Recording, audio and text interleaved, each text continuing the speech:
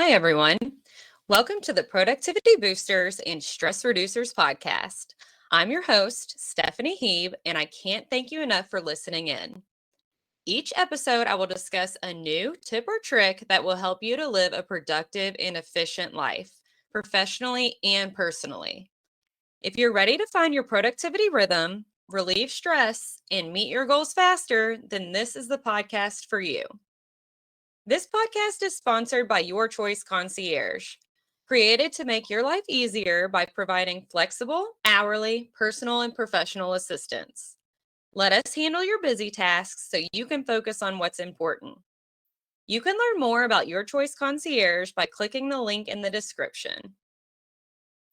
In this week's episode, I'm going to share some tips that will help you properly prioritize. My to-do list has been overflowing the past few months, so I can share how I've personally prioritized my professional and personal tasks to make sure everything gets done and nothing falls through the cracks. You may have noticed that this weekly podcast quickly turned into an every few months podcast. And that's because I've been busy prioritizing, and this podcast isn't currently a top priority. Even after prioritizing, I still spend some days feeling like a chicken without a head. Some days it's just unavoidable. No matter how much you try, there's just too much to do. But I know if I don't take steps to prioritize, my life would feel a lot more chaotic and things would definitely get missed, or I would find myself feeling exhausted and burnt out quickly. If you want to ensure you are staying sane and working smart, not hard, it's super important to be able to prioritize all the things you need to get done. Believe it or not, there's actually quite a few consequences when you're not prioritizing properly. The most obvious is feeling overwhelmed, having so much to do and not even knowing where to start. That can lead to procrastination and a lot of wasted time. Not prioritizing can also leave you feeling overworked or undervalued, and you're more likely to miss deadlines, or you feel more rushed and you turn in less quality work. Each of these things can cause unnecessary stress and even lead to other health problems. Making sure you're prioritizing will reduce your stress levels, increase your focus, and reduce your distractions. And obviously, each of those things will lead to save time and increase productivity. Prioritizing properly will also help you prevent procrastination. When you have a plan in place and you know what's ahead, you're less hesitant to get started and more enthusiastic about the work that needs to be done, which leads to better results. Most people will have 9 to 5 work hours to complete their work to-dos and other time for personal to-dos. But if you're like me, an entrepreneur, or you have a flexible schedule working from home, you may have tasks or to-dos that run together. For example, if you're working from an office and you take a break from work, you're likely to just take a break. Maybe eat a snack, go to the restroom. Nothing really productive happens during that break time. But if you're working from home, your work break may consist of tackling other personal to-dos like switching over the laundry or running the dishwasher. No matter what your day-to-day routine is, it's important to know how to prioritize the things you need to accomplish. Some days, this obviously can seem a lot easier than others. Some days, it's like there won't be enough time in a day no matter what you do.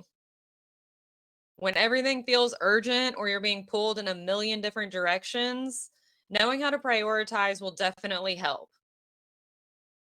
One of the first steps when prioritizing is having a clear picture of what needs to be done. Start by writing or typing your to-dos and then separating your tasks by what absolutely must get done. It's necessary to move forward. And then by things that are expendable, that don't necessarily need to be clean, especially right away. For example, this podcast wasn't something that was absolutely necessary the past few months. It's an expendable task that is nice to have accomplished, but doesn't necessarily contribute to my overall purpose, like meeting with new leads or onboarding new clients does. Another important step to take is determining deadlines or due dates for each of your tasks. Obviously, you will want to complete anything with a closer deadline first. So let's use a personal example of mine. Car registration expires next week, and the child's immunizations aren't due for another 3 weeks.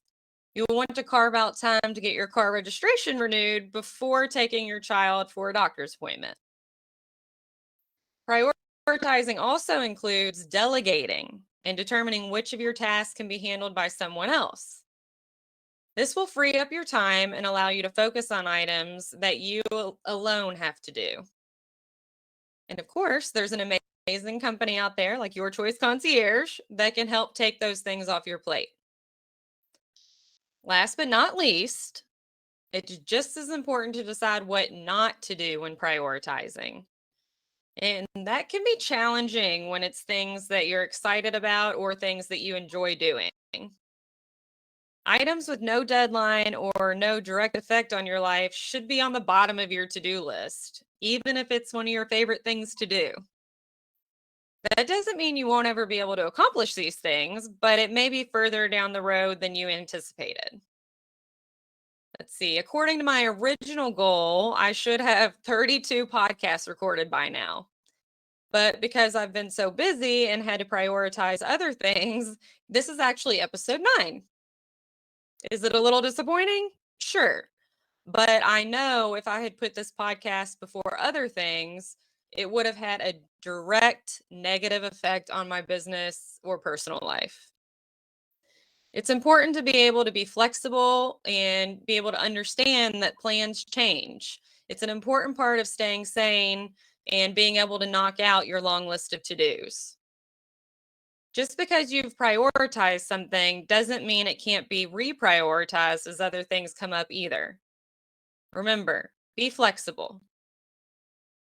And although prioritizing may seem like a task in itself, it's truly the only way to successfully meet your goals and keep things from falling through the cracks. And it doesn't have to be complicated, so don't overthink it.